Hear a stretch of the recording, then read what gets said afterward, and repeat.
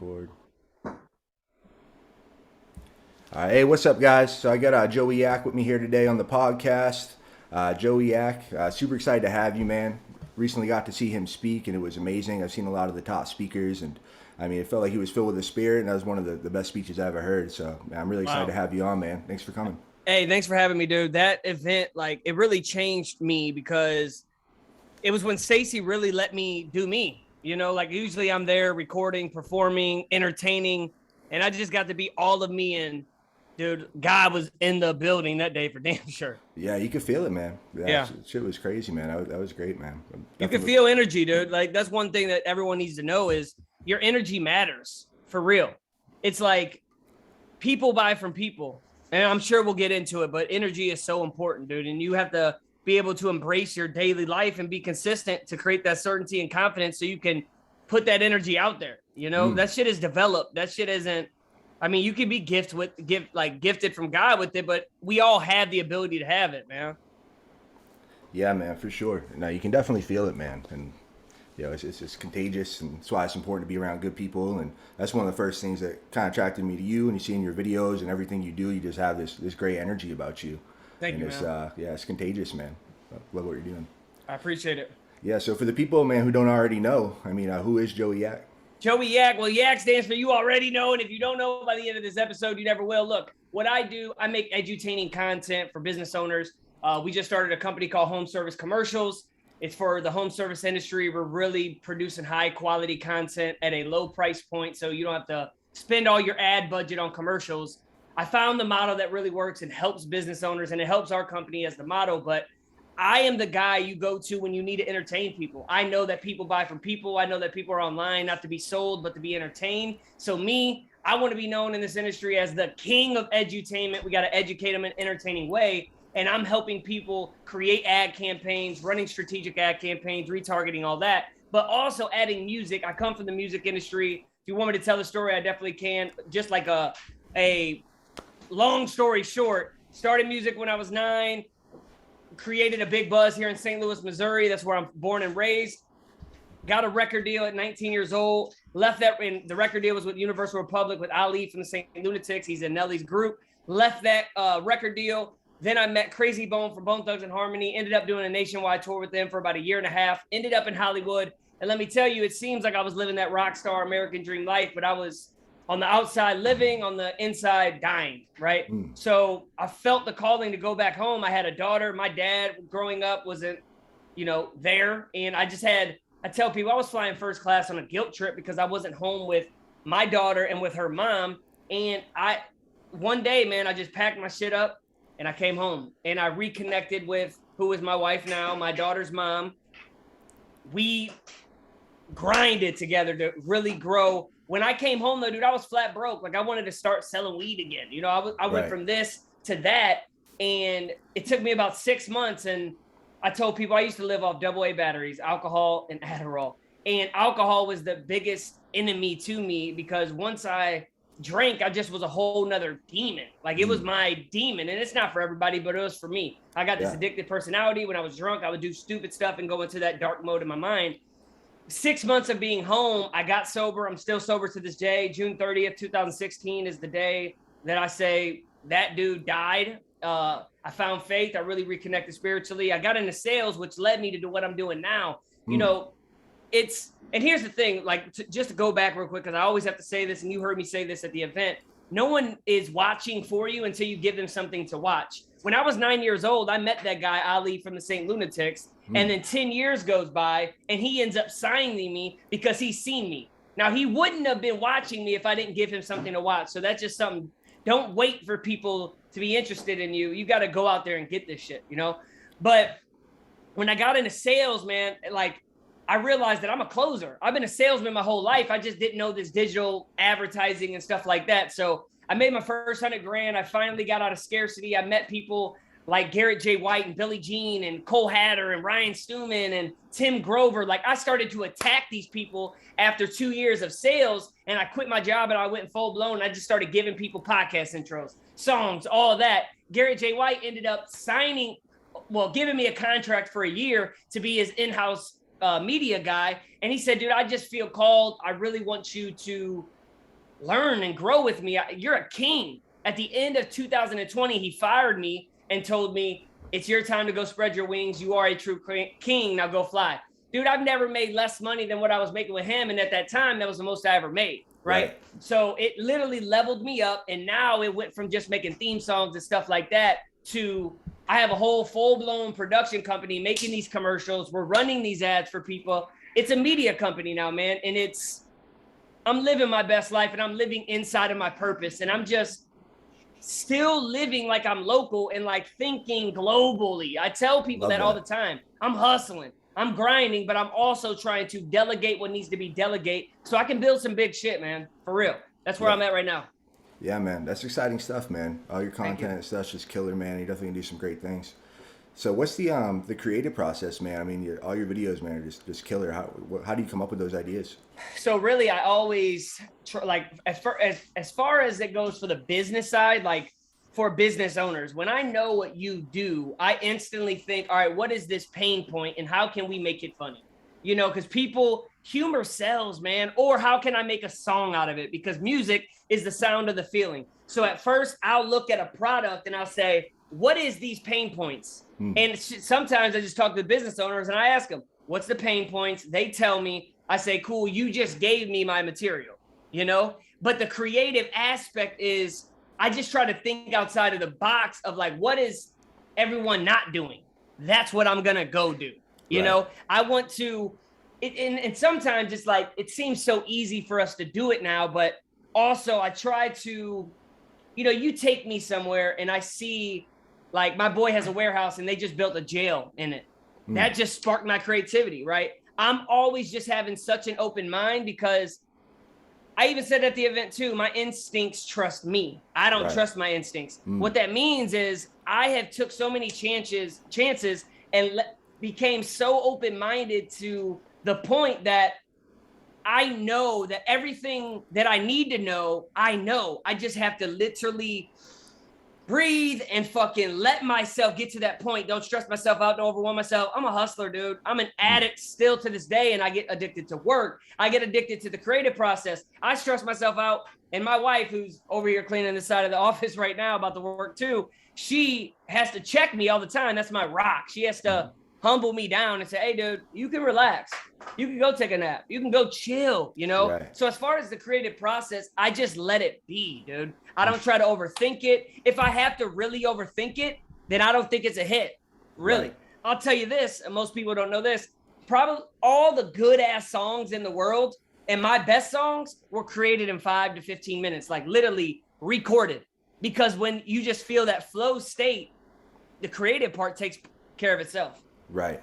Yeah, that makes sense. It's crazy. It really is. But yeah, man, so really the purpose of the podcast is really to help people who kind of in that state, kind of like when you mentioned when you're kind of at the crossroads, like, hey, I don't know if I want to go back to selling weed or, you know, I don't know what I want to do. And you're kind of in that scarcity mindset and, you know, it's just hustle, hustle, hustle. And you're not really worrying about the goals and shit. You're just worrying about making it to that next day. How did you break out of that?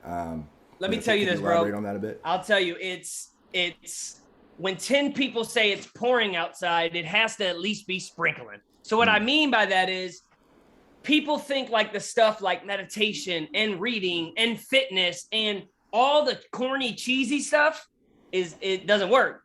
But that's what I mean by that metaphor is, dude, I realized that what I wanted to do and how I was doing it, it wasn't working. So you know what? Fuck it. I'm going to go try this corny and cheesy stuff. And let me tell you, all the corny, all the cheesy stuff is what really built my confidence and my certainty to be the man that I am today and who I am going to become. Every day I wake up 4:30, I hit the gym, I make sure I get it in. I'm trying to get my meditation in. I'm trying to do Wim Hof breathing. Like I have these things that I know now, if I hit them in the morning, I'll own my day. Right. So you have to find what works for you. But if you are at the point where everything is a choice, it's a decision, dude. Like you get to choose everything in life. But a lot of people don't think that because they just float and coast and live their life on cruise control. But at the end of the day, you get to decide what life you live and how you live it. Right. You just have to make sure you create those type of habits. So, I mean, I'm not over here saying I got the secret success shortcut or formula. Like my recipe to making sure that I am good is owning my morning, beating the sun up, and I will master my day. And are there days like yesterday, I looked at my wife, I said, man, I'm fucking beat. Right. I took a 20-minute, I call it naptation. She said, boy, you went to sleep. I said, no, I meditated and I kind of fell asleep. So yeah, it's a naptation, but No, it's calming your mind. It's easing. It's being okay with not being okay. And let me tell you this. I said this one day and I say it to everyone. Once you figure out you'll never have it figured out is when you figured it all out. Right. Every day is a work in progress, man. And I know that, but I'm still aiming to try to be the most savage motherfucker that I can be. And the cool part about it is I'm not just this high alpha savage. Like, I'm an emotional dude. Like, there's victory in being vulnerable. You see me cry my fucking hardest I've ever cried on that stage, dude. Yeah, man. It's but strength guess and what? vulnerability, man. Victory in being vulnerable. So make sure you're owning all of you, not just that I'm a beast, I'm a savage, I'm a hustler. Like, nah, man, I'm a man with feelings and I'm going to embrace them feelings. Today, I got a text message from Jesse Isler saying, dude, you're unfucking believable, blah, blah, blah. I sat there on my couch and I closed my eyes. I got choked up and I was like, man, the only other time I've ever got that was when Ten Grover said the same thing to me. Yeah. He was like, you're a fucking star, dude. Straight up. Like, what you're doing, you are fucking not crazy. You are who you are. I promise that. You are one of these greats. And I'm like, dude, because when you think like that, you're like, am I a fucking psychopath? Right. But dude, I swear to God, I truly believe that. I truly believe I'm 30 years old. By the time I'm 40, my life is going to be on a scale that I never would have fucking imagined if I just keep staying the fucking course. And even if it ain't what I imagine in 10 years, if I still keep this same mindset, that's what I'm saying. You can even lie. Like, we lie to ourselves every day anyway about the doubtful and the fear. Why not lie to yourself about the good? You know what I'm saying? Like, oh no, I'm going there. I would rather they say fake it till you make it. I say faith it till you make it. I got faith, dude. I got hope. I got belief and confidence that I'm going wherever I want to go. And ain't nobody can stop me but me. I'm living in abundance for real, dude. Fucking right, dude. I love that. Yeah, man. So what, I know you said you kind of found God. Did you have faith beforehand? Like kind of like when I grew up Catholic, and it was like God was just a word, like I went to a Catholic school. I got kicked out of that damn school, but I went there for soccer and, religion class, I didn't know the difference between God and Jesus. Right. So it's like when I got home, I was hungover and I went to this place called Faith Church, and the worship music is what brought me in. Like it sucked me in. And I was like, oh man, it's not about religion. It's about a relationship with God. And that's where I'm at. Like, dude, I can go walk outside barefooted on the grass and just be like, and feel connected to the universe, dude. I've been really diving deeper into the Bible, but it's like when people think of God, don't think of religion and all that. It's a relationship with something, with a higher power. And I don't care if you believe in Jesus or whatever, but this shit is bigger than you. The fact that I'm doing this right now and I'm talking and I'm looking, I'm in the camera, I'm staring at you, dude, that's fucking fantastic. And that's another big point that I made at our talk where we were at was there's something so fantastic about us all, and we let it become familiar because we're so used to being with ourselves every single day that we're just normal to ourselves. What I do, remember what I said, what I do is fucking fantastic. I'll make a banger about anyone's business, life, whatever in 15 minutes. I'll go upstairs and be like, babe, I just made this banger. She's like, that's what's up. You still ain't took the trash out. And I'm like, fuck, I just crushed it. I'm fantastic. It's familiar to them, and that's okay. Right. It's not their responsibility to say you're fantastic. It's your own responsibility to make sure that you create that self-awareness and say, damn, I am fucking fantastic. Like I said on the stage, Jesus in his hometown was just Jesus. That was the homie Jesus. That was the dude. But really, when he went out of town and did his talks, he was a prophet. He was amazing. He was fantastic. But his family back home in his city just was familiar. A lot of people are just sitting there being familiar with themselves when truly God gave you a gift that you are fantastic at. And it ain't got to be making music like me or whatever, but you have to find, it. What are you good at? What are you naturally good at or naturally love to do? Man, go be fantastic in that. And sometimes people don't think that they can go do that because financially it doesn't make sense. Well, guess what? At first, I thought I was supposed to be the goddamn Justin Bieber of music, dude. I thought I was going to be him. But I didn't let my dream die. instead of saying I'm not going to be this Grammy nominated artist because I chose family over fame, what I said was, fuck this. I'm still going to monetize music. I'm still going to make a profit for my passion. And I found my way. And ain't nobody stopping it. And I'm going to help other artists do the same thing and open up other creative minds of, man, there's money out here. And it's not even about the money. It's just about doing what you love to fucking do. Right. And when you can really embrace that and believe that, because you could tell yourself something and lie to yourself. But if you could tell yourself that and then start seeing small wins, because, 10, 20, 30 subliminal moves is what creates those big power moves. Like the shit with Jesse. Like if I close that, that's going to be a fat fucking deal, dude. Yeah, man. For real. And it's already closed. I made the video without them even asking. Full-blown production. Gangster ass shit. It's so dope. I'm trying to be the goddamn face of Build Your Life resume, dude. And I'm not getting permission. I'm taking action. Period.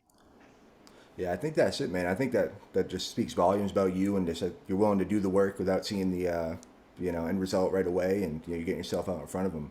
Because I trust me. Here's the thing that I actually learned from Ryan Stewman. He was like, when you're in sales and like, I got to ask my wife. And they're like, well, look, I'm going to be 100 with you. Like, if you ask your wife and she says no, she's not saying no to me. She's saying no to you because something in the past is making her not trust you. Ooh. Woo! That shit is deep and real. So even with myself, when we're talking to ourselves about our goals and shit like that, it's, hey, man, you're saying you can't do that because you don't trust yourself. You don't believe in yourself because you haven't put the effort to be consistent and to create that certainty inside of your mind. See, me, here's where I'm at in life right now. If I don't like it, I embrace it because I know that I have to face it in order to build that mental toughness. I fucking hate running. I just ran a half marathon last month. I just ran a 10K last week. I just ran 5 miles right before this in the fucking pouring down rain. Look, embrace the struggle. It creates the hustle. I live by that shit. That's my motto. I always say it. If I wake up and I say, what I don't want to do, that's what I'm going to do. What I want to do right now is fucking eat pizza. Right. I'm on 75 hard, day 16. I haven't had pizza in like 30-something days. But if you can really train your brain to do the shit that you don't want to do, woo, you'll dominate the shit that you know you need to do.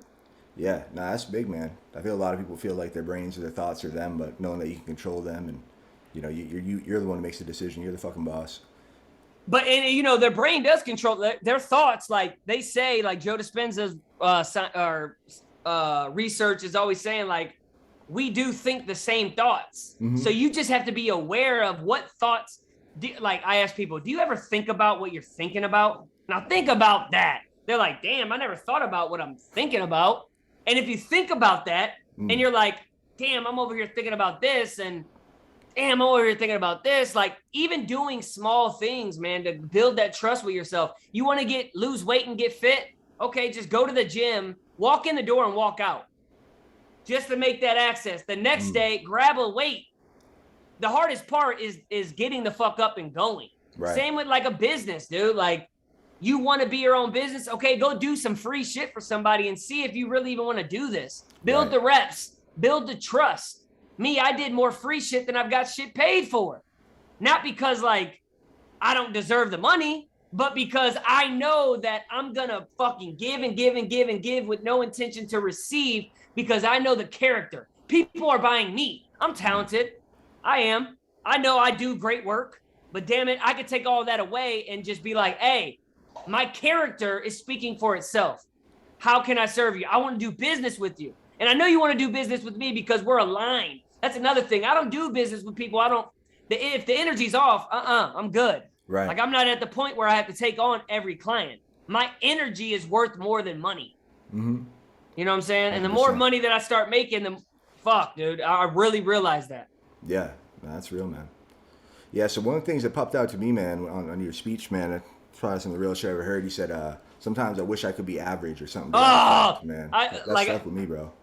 Oh, my God. Like, it's still true to this day. Like, sometimes I wish I could just be a normal person. I have a song. It's like, sometimes I used to wish that I was a normal kid, but I'm an entrepreneur. Sometimes, and the beat's like, dun, dun, that's hot, dude. Dun, dun, dun, dun. I'll send it to you. Yeah. But it's real because, these average people wish they could be us. And sometimes and I'm not saying like these average people. I'm just saying like there's people that have tapped into the next level of life to me of like how we are of like, go-getters, basically, right. the driven ones, because we're not better than anyone or no one's better than us. We're all equally. Like my wife had to check me on that for a long time. If you weren't a hustler and shit like that, I couldn't even talk to you because I didn't want like that energy, but I'm getting way better at that. She's like, dude, like don't belittle people because they're not on what you're on, you know? And I felt that for real.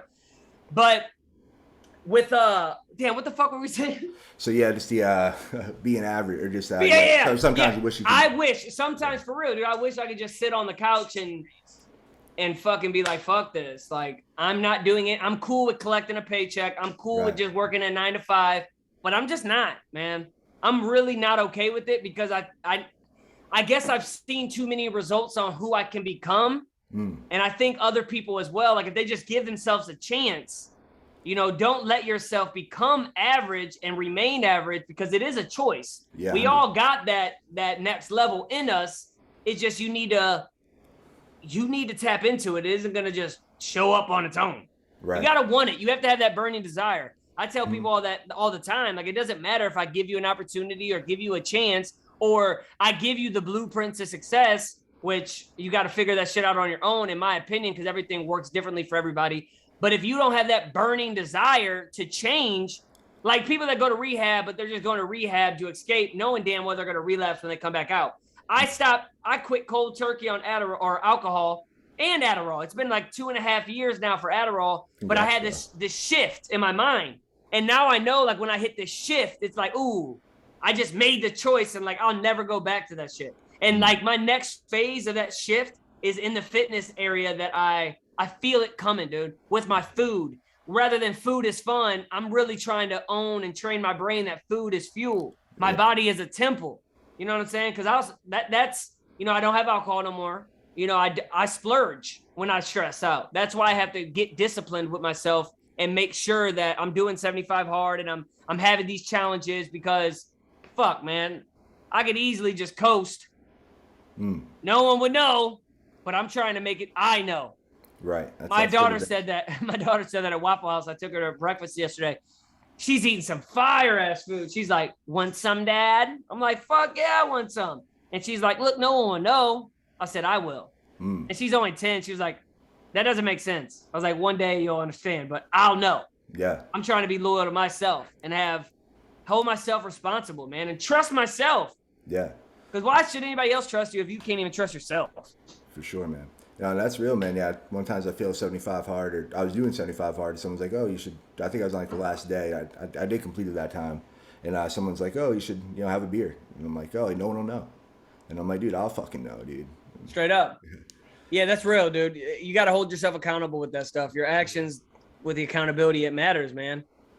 Yeah, for sure, man. So it seems like you kind of like created a niche for yourself. Is there anybody else kind of doing what you're doing at all, or? I don't know. I mean, I know people make funny and creative ads like I do, and they're crushing it like Chamber Media, which Travis Chambers, dude, I want his ass to be a consultant on my company so bad. Like, I'm the guy that wants to seek out the people that are doing it better than me and like hire them and show me how to do it like they're doing it, right? Because people do truly want to help you, man. Like they do. Oh, for sure. And then Harmon Brothers, those are only two people that really I know that are doing it at a large scale, but no one in the music area, man. And that's why Jesse was kind of like, bro, like you have this niche, bro.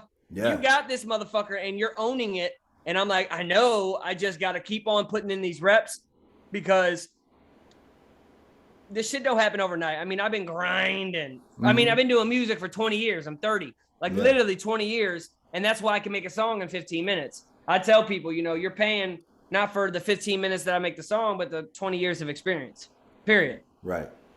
So I'm going to keep doing what I'm doing, man. I'm really trying to get deeper spiritually and connect with God and listen and just follow the path, man, and adapt when needed to and just be open-minded because my plan might not be the plan. And I think that's one of the things. And I gotta hop off here in a second because I got a meeting with our investor. But the last thing is understand that when I was doing music, I never knew I was going to be doing what I'm doing right now. I shifted, I pivoted, I had an open mind, and I realized that this thing and this thing and that thing all smashed together is the thing.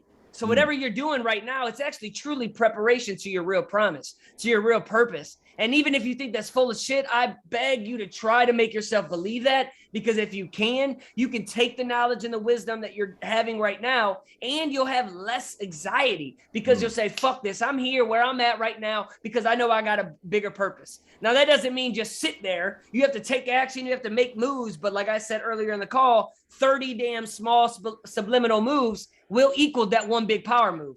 All the hustling I've done, all the swiping the credit card to get to events, all the scarcity that I had, and all the work, blah, blah, blah. That created that one text message that you seen on my Facebook today saying, Jesse is still telling me, God damn, you're unbelievable. For real. So that's that. Like I said, I'm Joey YAK. YAK stands for you already know. And if you don't know, by the end of this episode, you probably never will. Hey, man, I appreciate you having me on here. Yeah, I can't wait. Man. Obviously, they're going to hear the podcast intro that we did. My boy Josh crushed that. Dude, that's fire, dude. I've been listening. I knew to you were going to love that. I've been listening. I already know. I'm like, oh, I got a theme song now. That shit's fire. You still got to give me the beginning of that, and they'll hear it, obviously. Yeah, I'm going to get that over to you. All right, bro. Well, I appreciate your time, man. Let me know if I can do anything for you. And shit, have me on the show again in 3 months. Yeah. And real quick, what's the best way for people to get in contact with you or reach out to you or work with you? My personal Facebook, Joey YAK, Pieper, P-I-E-P-E-R, or just my business Facebook, Joey YAK, and then Joey.yak on Instagram. Those are my 3 channels I'm on.